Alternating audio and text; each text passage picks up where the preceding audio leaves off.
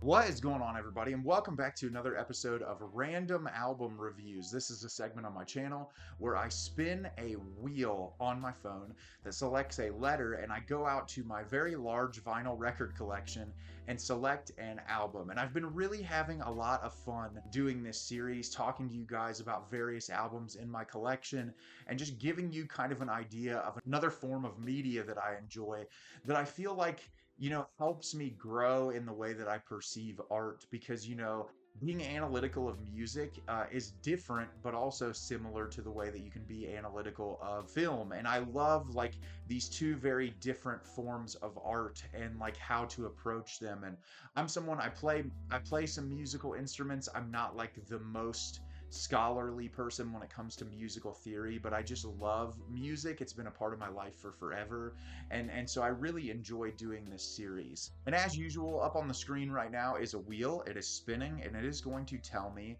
which letter of the alphabet that we are going to get today.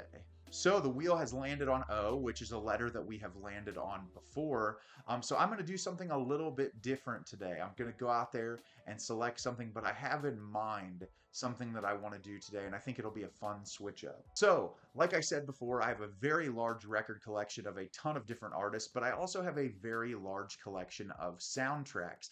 And so I did an O artist recently, so I thought that it would be fun this episode to do a soundtrack, and I'm going to talk about one of my favorite soundtracks of all time, or scores to a property, and that is going to be the Over the Garden Wall soundtrack. I think that this is the perfect soundtrack. I think it's absolutely amazing, and as I do in all my other videos, I will pull this out and show you guys the variant of the vinyl. I got this one um, on its last repress. It's kind of hard to track down when Mondo has sold out of it. You have to wait for them to do. They've done various represses on this, but I have talked about the Over the Garden Wall mini series on my channel twice now. I think I have two different reviews up.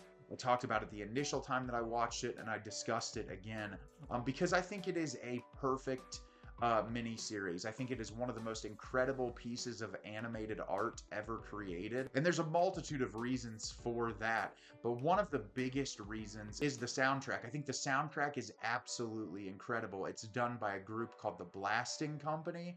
And I feel like, when I talk about the series as a whole, which if you're unfamiliar, just to give you a brief rundown, you're dropped into this world with stepbrothers Greg and Wirt, and they are in this sort of fantasy land where they come into contact with all of these different creatures. It's in the middle of fall, and there is this evil entity that is out to get them. And the entirety of the miniseries is them trying to find their way home while also avoiding this evil entity. And I love this so much that recently on the back of my leg, I got an enormous tattoo piece of just multiple of the characters.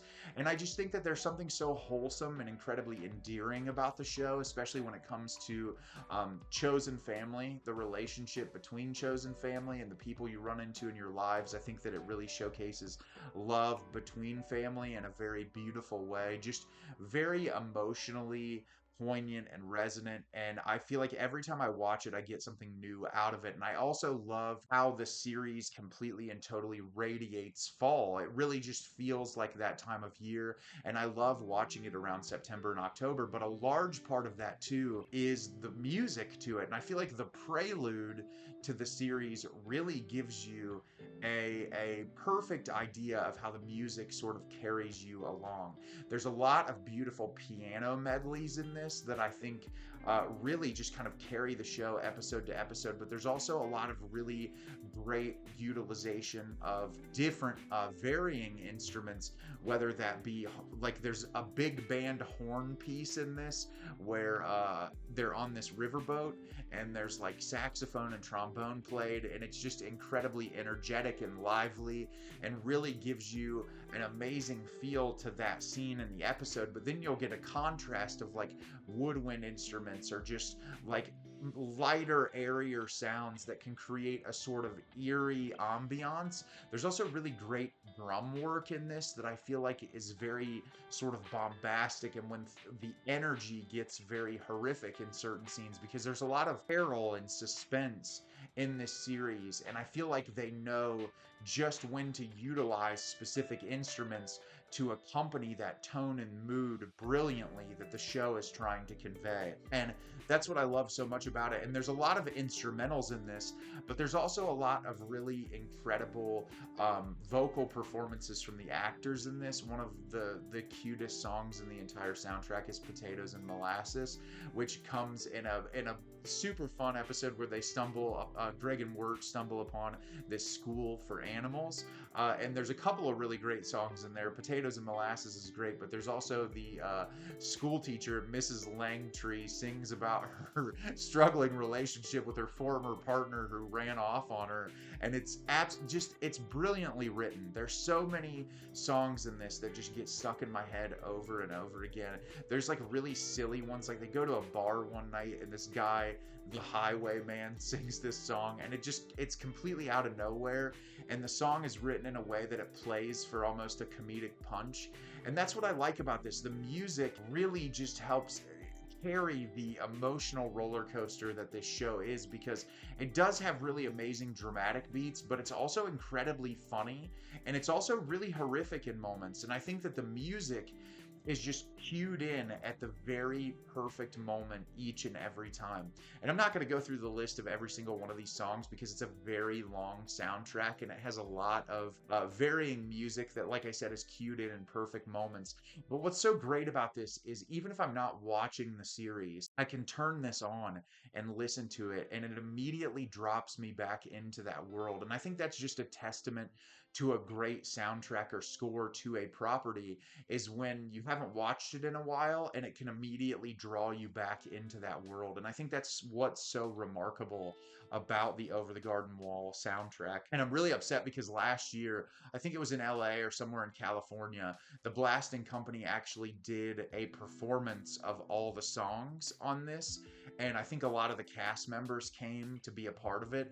And I just really wish that I could have been there. I'm sure that it would have been an absolutely amazing experience. It's truly a property that means a lot to me. It's something I think about quite a bit. I just think it is a perfect piece of media. And I think you should definitely listen to the soundtrack to this. It's beautiful. It's perfect for fall. I know we're in the middle of summer right now, but I still listen to it year round because it's just so incredibly amazing. And it's one of the most brilliant soundtracks ever created. So have you heard the Over the Garden Wall soundtrack? Do you love it? Do you hate it? Leave me a comment down below and let me know what you thought. I think that this is absolutely brilliant. Every time I listen to it, I fall in love with it more. As always, if you can like the video and subscribe to the channel, helps me out a lot and lets me know the type of content you're looking for. I'm always putting out new material and look forward to getting more out for you in the near future. And as always, everyone, thank you so much for watching and have a great rest of your day.